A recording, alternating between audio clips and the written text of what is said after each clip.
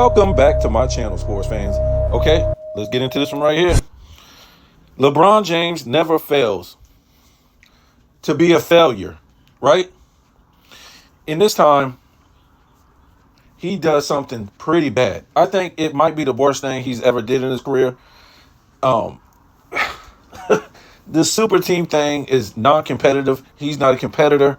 But this right here, this ish right here, this ish right here, this ish right here, welcoming home one of the biggest drug dealers of the black community that helped destroy the black community with drugs and through gangster rap helped destroy the black community.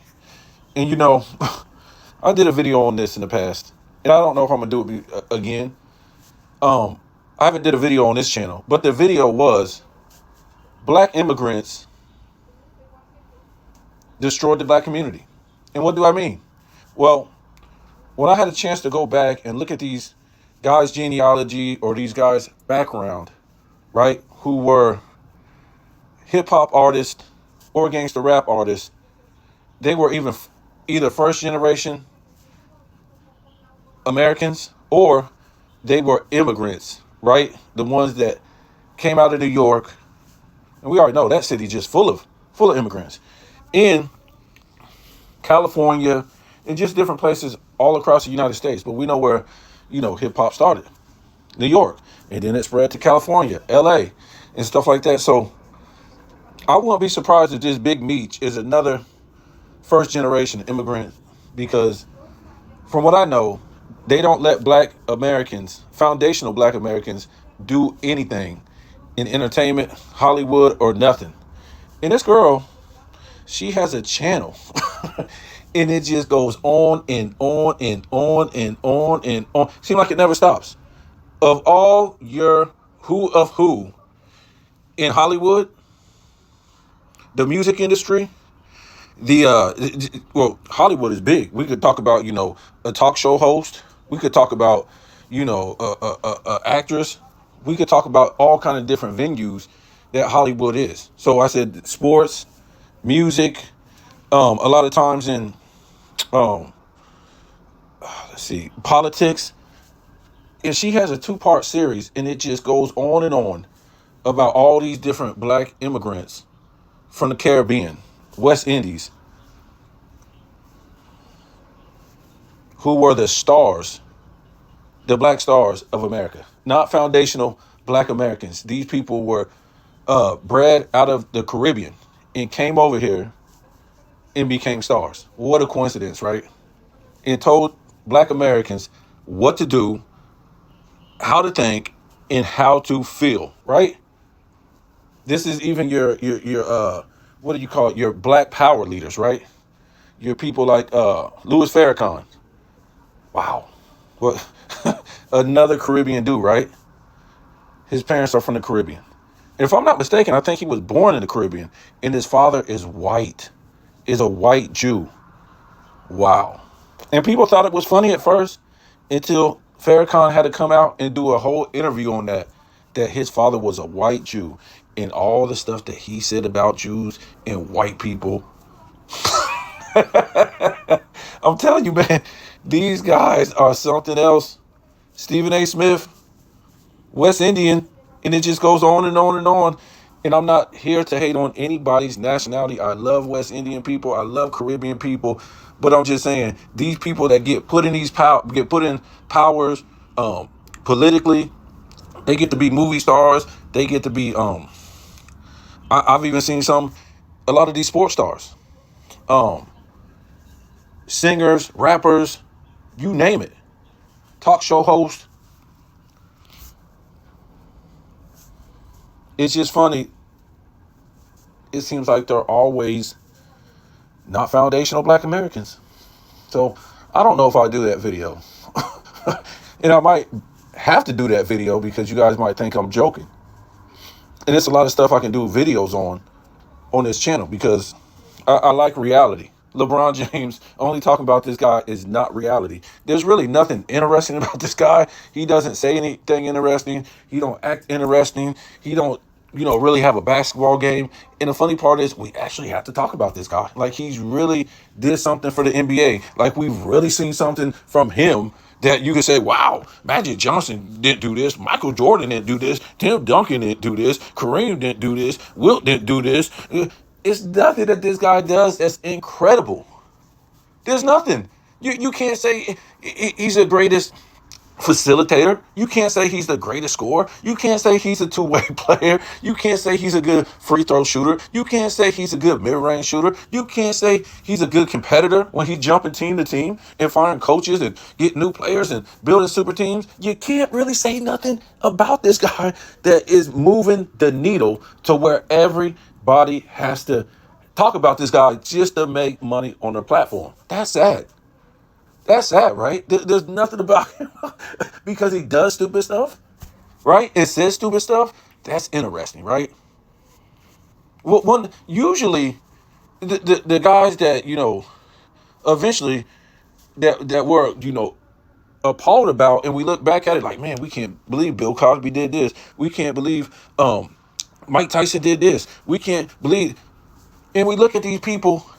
They were some of the greatest of all time in what they did, right? LeBron James ain't even top 10. Let's be serious.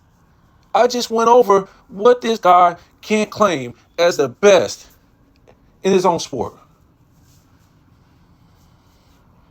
Mike Tyson is a top 5 fighter, if not top 3. Okay, Bill Cosby went through that stuff or whatever like that, but Bill Cosby was known as one of the greatest sitcom actors on TV. And he did movies before that.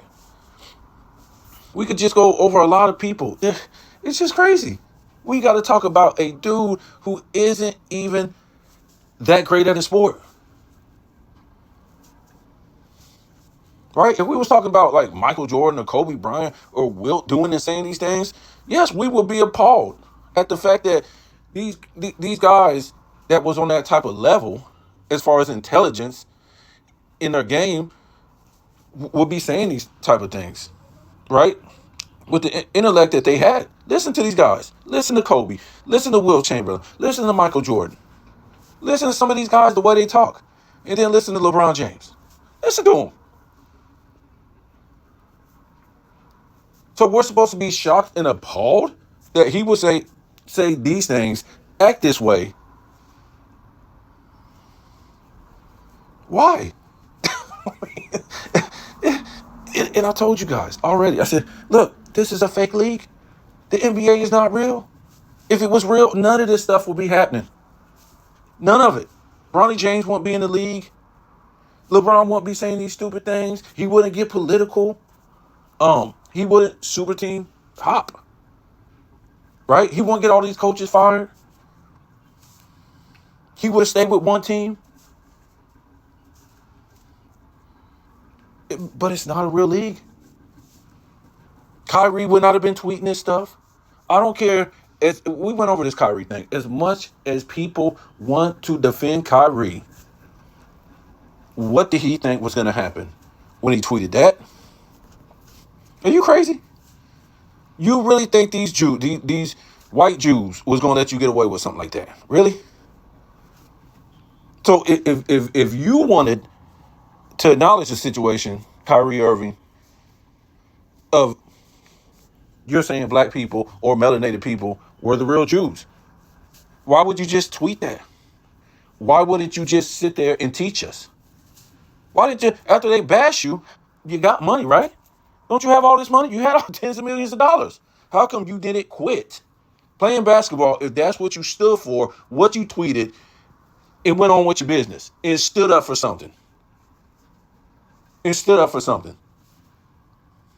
And left basketball and start teaching what you were tweeting. But he didn't, right? What can we say? It's not a real sports league. And the guy really didn't mean anything that he said because he didn't stand up for himself and said, I'm gone. I'm going to teach my people this. Instead, it's about the bag. No, it ain't about the bag if you're standing up for something. It's already supposed to have like tens of millions of dollars, if not hundreds, right? But it's okay. We told you these guys don't make this kind of money anyways. Let's go jump on a podcast and make some money. Waste our time. Don't spend. Who cares about spending my time with my family, relaxing, working on my game? I got to go make some money on my podcast, right? To go along with my hundred or hundreds of millions in my contract. Really? You can't make this stuff up, man. You can't make this stuff up. And I'm gonna not only podcast to make some money, but I'm gonna get on there and diss other players that laid the foundation for me to make these tens of millions of dollars that I make today. I didn't lay the foundation. I didn't lay none of this foundation. The guys in the past laid that foundation. Wasn't low managing. Wasn't dissing past players. Wasn't dissing past eras. Playing positional basketball. Wasn't crying. What else? Play defense. The greatest player in the league. It didn't team hop.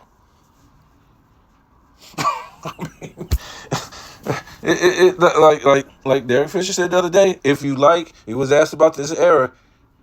He said, I like it if you like WWE. Well, you don't have to tell me what he meant. Most dummies in this world, they have to actually be told what things mean directly. They can't get the hint of what is going on in life. And look, I'm not going to sit there and beat on somebody because of it. At one time, I didn't know what the hell was going on. But the sad part is you see adults. By the time you're 40 years old in this world and you don't know what the hell is going on, something is wrong. And to me, I think you're going to have to come back and do it again. You're going to have to come back and do it again. And this time, you might be shipped off to a third world country in Africa or a third world country in Haiti. You might not know where you're going to get reincarnated to. Right? Just don't go to the light. That's all I can tell you. Don't go towards the light. So, yeah, LeBron James, this is what he does. This is when we talked about the script. This is part of the script. That he will welcome home Big Meech. Now, when we talk about this guy was one of the biggest drug dealers in these gangs that stretched 5 states, I think it was mostly in the South, if I'm not mistaken. Correct me. But it just branched off to a whole bunch of other states and stuff like that. But with these gangs that was all affiliated with selling these drugs, guess what? People's getting murdered, people getting killed. Same thing, right? All this stuff. And you got to remember, I told you guys before, there has always been drugs in every single neighborhood for a long time. Right? Before crack cocaine. It was cocaine, it was heroin, it was marijuana in the black community, same thing in the white community. So what was so different about crack cocaine? Well, if it was just another drug in the black community, it was just going to be another drug in the black community. Right?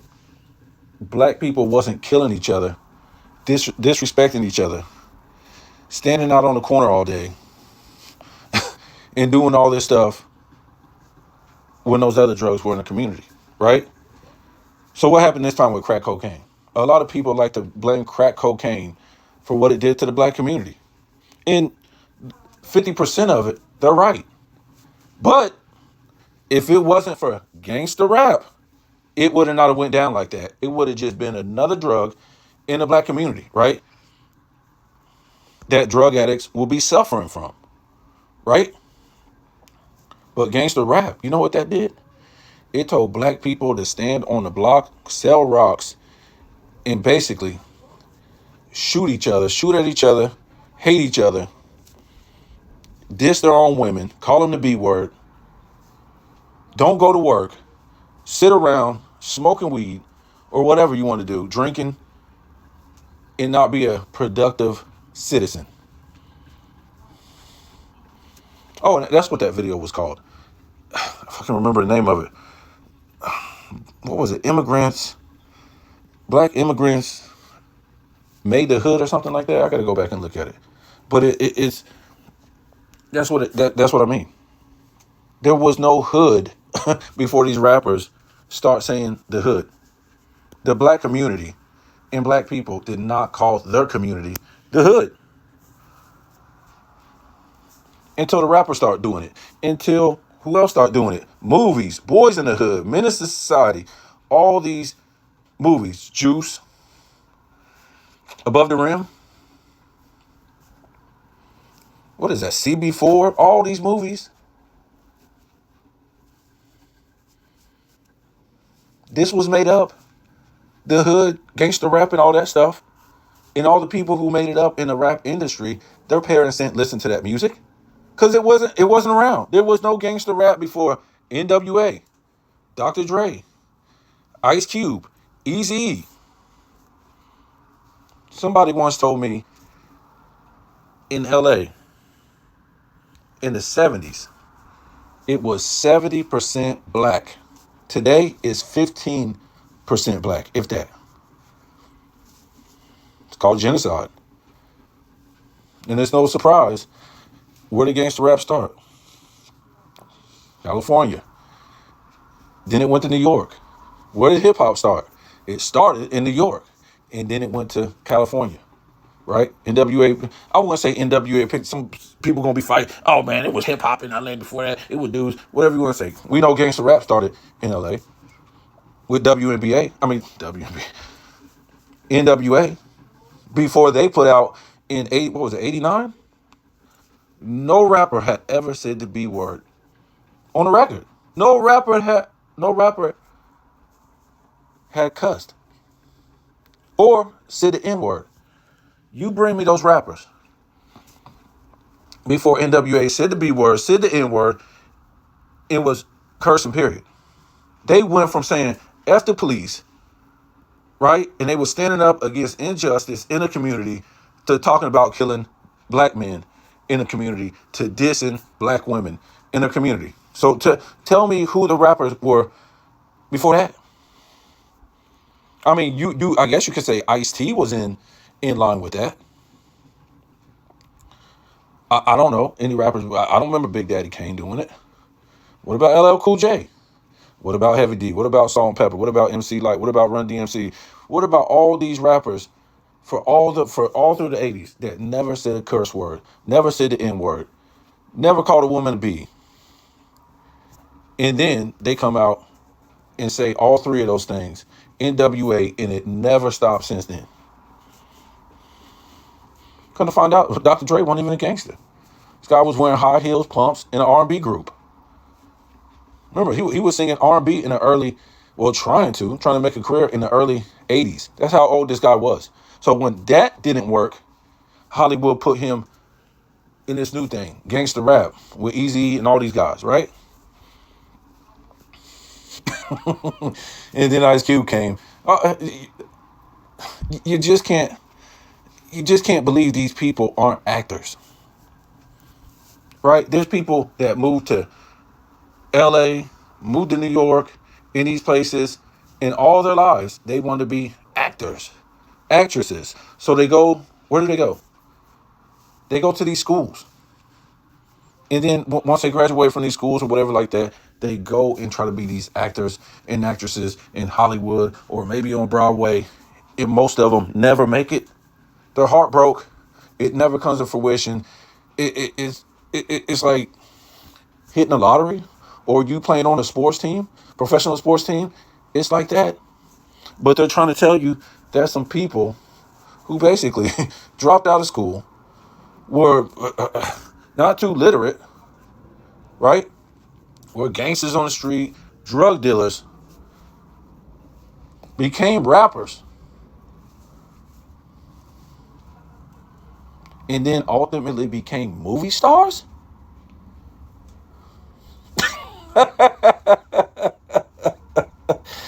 See, you couldn't tell that to any actor who is a real actor. They would laugh at you. They would laugh right in your face. They'll say that's not possible. You got to read from all these scripts. You got to play these characters. You got to go to school, acting school for all these years. You got to do a lot of stuff. That doesn't come out of the mind of a drug dealer and a dude on the street and a gangster and all this stuff with no kind of acting experience. You guys got to stop, man. You really got to stop. And now they're bringing Hollywood down. Hollywood is going down. You know why? Because there's no more. Hollywood is over. It's been over for a minute. I would say about since, woof, it's had to be since the end of the 2010s. I would say before that. But there's no more good movies, no more good sitcoms, no more good talk shows. Hollywood is over. Remember that big strike they went on, and then COVID hit. And they was out of they were out of work. Hollywood is over. You got to remember what Hollywood was, right? When we talk about the movie industry, sitcoms, you could even say music, stuff like this. You got to remember what this stuff was. It was the latest and the greatest, always coming after those people who were great. What do I mean? If you had the 40s, you always had great talent in the 50s. If you had the 50s, you always had great talent in the 60s. Right? And when we get to the 70s, the talent got great. It just kept moving on into the 80s. The 80s just took off. And then we had the 90s. And then we had the 2000s. By the time we got to about 2012, all this really stopped. There was no next Mariah Carey. There was no next Whitney Houston. There was no next Tupac or Biggie or Nelly. There was no next greatness in anything. They stopped. They stopped spending. Even the comedians. There's no the comedians. They're living off of great comedians of the past.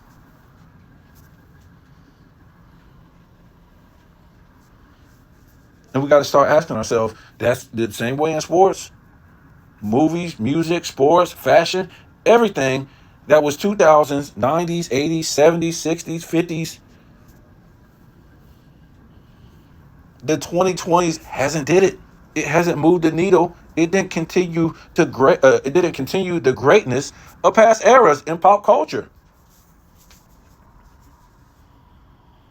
So yes, they're tearing down Hollywood because there's no more Hollywood. It's over. No more greatness. They don't have the producers no more. They don't have the editors. They don't have this great talent like they used to have before. Even when you watch some of these kid shows that these kids grew up on Disney, Nickelodeon, you don't have those great shows no more for your children that used to be back then.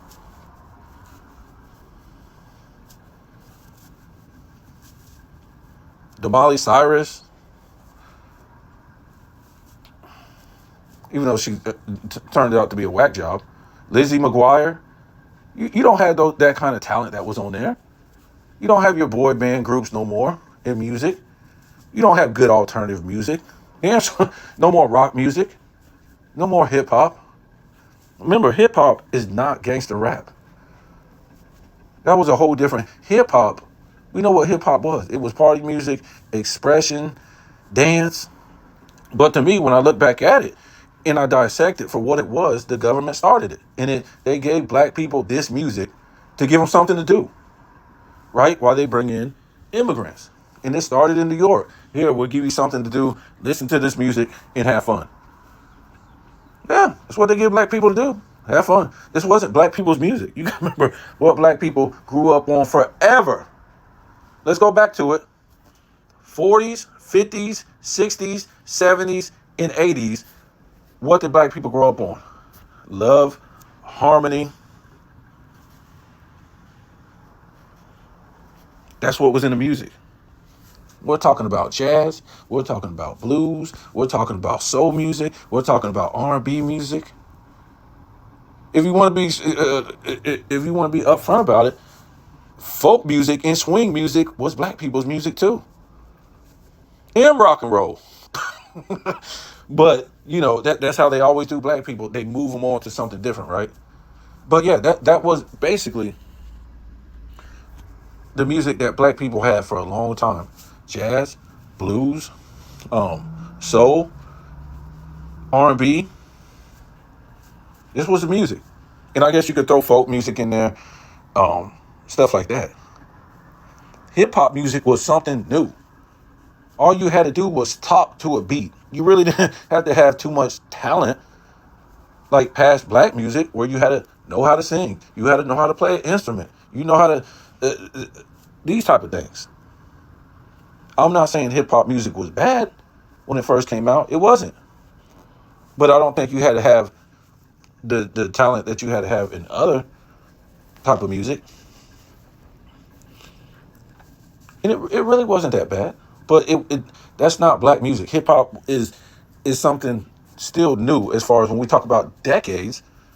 And they got rid of black music eventually, right? Hip hop, and then gangster rap. It took over the black community. It turned the black community into people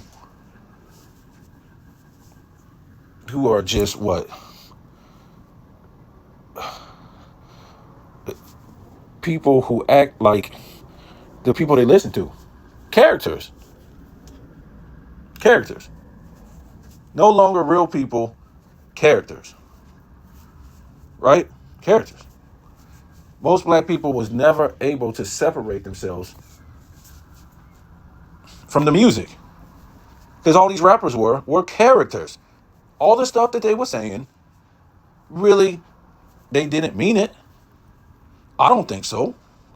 Not when your name is Salt, not when your name is Pepper, not when your name is Heavy D, not when your name is Tupac, not when your name is Rock. All these funny names, they're acting in character. You'll never know who these people are and how they feel. They're out there to play a character. They're not out there to play themselves. Tupac went to jail and went to court under the name Tupac.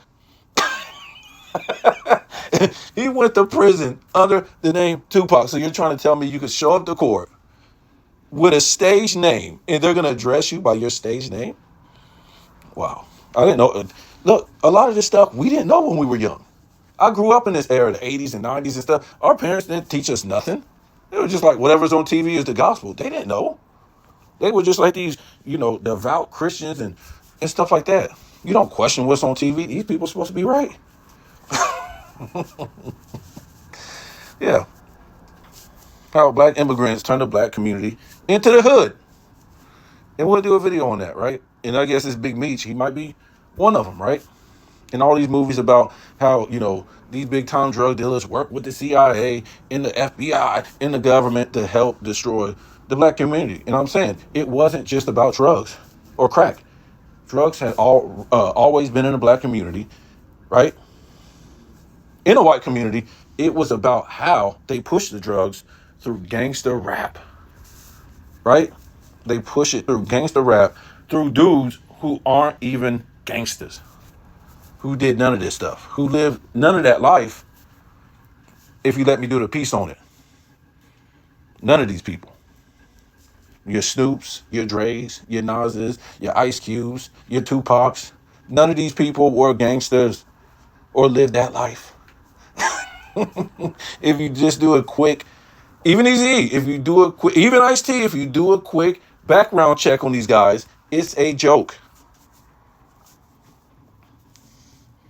They even called themselves studio gangsters, right? When they was rivaling with each other, because that's the biggest thing too. They started out cool, NWA, and then they start beefing with each other. Wow. They didn't even make it to the New York beef yet. They were still beefing with each other. So that's what they was trying to show black people, to start beefing with each other. And this didn't just start with gangster rap. This was in hip hop period, right? How hip hop originated from the beginning, just about sucker MC, sucker MC, sucker MC ain't better than me. So now the next dude got to write another rap that's better than that, to top that, to be cooler than that dude. So that went on until gangster rap happened. So we can say what, the early 80s all the way until 89, when they said no more. Sucker MC ain't better than me. And then he started talking about killing. Killing. killing another rapper on the record. On the record. So it was a thing that they already knew what it was going to be, but they had to lay the foundation to get black people entertained and pull them in to this hip hop thing. They already laid the foundation from the beginning. You're battling each other in your own community over nothing, dissing each other and battling each other while the immigrants are coming in, getting these jobs, living good lives. White people are doing their thing, and you battling against each other in your own community. You never see these rappers in the first place. You never meet them. Maybe at a concert, you never know them. But this is what they left for black people coming into the '80s with this hip hop, and it just blew up in their face with the gangster rap going into the '90s. I was there. It did a lot of destruction. A lot of these communities are being gentrified since 2020. This is because of gangster rap. It's because of gangster rap. A lot of men didn't inherit what they were supposed to inherit because they was doing other things. They didn't get to inherit their own community because they wanted to be rappers. They wanted to be gangsters. They wanted to be drug dealers. They wanted to turn their community into a war zone. And they could look at their parents, and their parents know nothing about that because their parents grew up, again, on R&B, soul, blues, jazz, and their grandparents did, and their great-grand... Their parents didn't teach them this stuff. It was these rappers on TV who taught us. I was doing some crazy stuff behind all this stuff, too. And my buddies I got buddies in prison. And most black folks know or have friends in prison behind this stuff that these guys promoted for the government. So again, this is LeBron's stand. The big meech, welcome home. And let me tell you about LeBron. He grew up so tough. Yeah, his high school coach took him at 8 years old because his mama couldn't take care of him no more.